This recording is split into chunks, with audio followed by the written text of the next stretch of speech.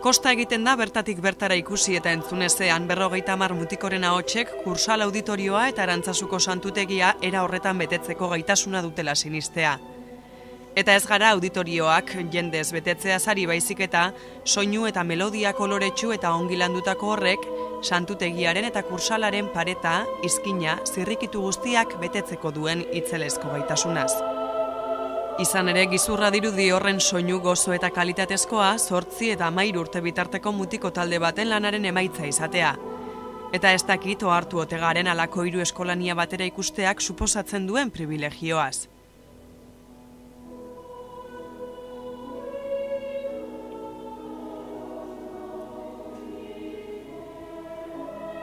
Eskolania deituriko guztiek duten berezitasun nagusia da mutil gaztez osatutako abesbatzak direla. Mutikoei ahotsa aldatzen hasten zaienean amaitzen zaie eskolaniako kide izateko aukera. Hortik aurrera abesbatza mistoetara edo gizonezko ahotsez osatutako abesbatzetara egingo dute koruan abesten jarraitu nahi badute. Eskolanian definizioa da mutiko kantoreen taldea, abesbatza. Mutiko kantoreak.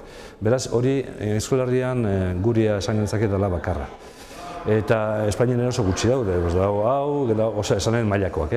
Dago Monserratekoa oso mailako alborakoa dela, Eskualialekoa, gero Valentzian dago beste bat, eta ezer gutxi gehiago esan eta zaila da. Eta, garri batean, hau normalean monasteriteako barneteekin lotzen ziren, umeak Eskualialeko eta Monserratekoak barnean bizi dira. Lehen baino gehiago atatzen dira beren etxetara, baina barnean bizi dira. Gure berriz ez, gurea daude bizitza normala egiten dute eta astean 3 biltzen dira kantzatzeko eta bar. Baina bai, ez da erresa eta batez ere mutikoak gaur egun lortzea motivazio handia behar dute. Egia esango dizuet oso motibatu bat dauzkagula mutikoak. Oso gustura kantatzen dutelako, gustatu egiten zaie kantatzea. Gero lagun arte eharra dute beren artean, eta oso gustura etortzen dira, bereiek esango dizute. Monserrateko eskolania da Europako musika eskola zaharrenetariko bat. 13. mendean dagoeneko bazegoen monasterioan ume gutxi batzuez osatutako musika talde bat. Dakizuen moduan eskolaniak kristau munduarekin lotutako abesbatzak izan dira eta oraindik ere gehienak hala dira eta elizak historikoki emakumeekiko izan duen jarreraren lekuko mutikoz osatutako musika taldeak izan dira beti. 18. mendera arte abesteko gaitasunak zituzten mutikoak kastratu edo irendu egiten zituzten abeslari liriko gisa ospea lortu zezaten hazten zirenean. Beraz, mutikoak gizonduarren umetako ahots lirikoa mantentzen zuten gerora ere.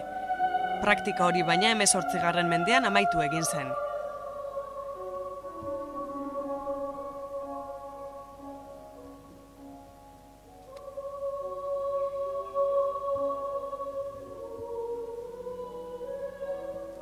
Baina non kokatu behar ditugu Kursaalen eta Arantzazun egin dituzten topaketok. Hoen dela 4 urte jaba genuen EASOkoa genuen proiektua buruan, bizkat kulturen arteko topaketa eta eskolen arteko topaketa egitekoa. Baina orduan Monserratekoak ezin izan zuten, hauek azkenean eskola dute bertan eta baita ere irtetzen dira tantaka. Eta nola inguruan, Barcelona inguruan eta aktuazio asko dituzte, ezin zutela garri hartan. Eta orduan guk ez genuen idea utzi, basartu, eta handik 4 urtetara ikusten zutenez, sartu ginen hoen dela 2 urte Javier Torros beren proiektu honetan, hoen dela 2 urte ekarri zituen berak, guk ez genuen hori Los Chicos del Coro, Kontzesak, gero igaz elkarrekin EASO gere Bienako aurkantariekin, eta aurten 3 eskolania, estatuko 3 eskolania honenak direla esan genezake.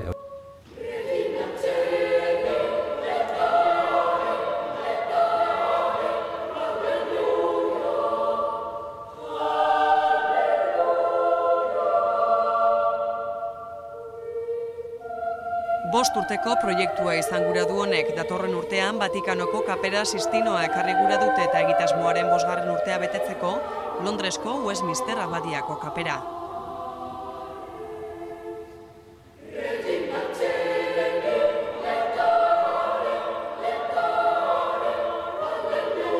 Lehenengo aldiz, ekarri degula Kursaaletik aparte Arantzazu. Iruditu zitzaidan, barkatu zitzaigun oso egokia zela, hemen Arantzazun eta Basilika giro honetan eta bar eskolaniek biltzea.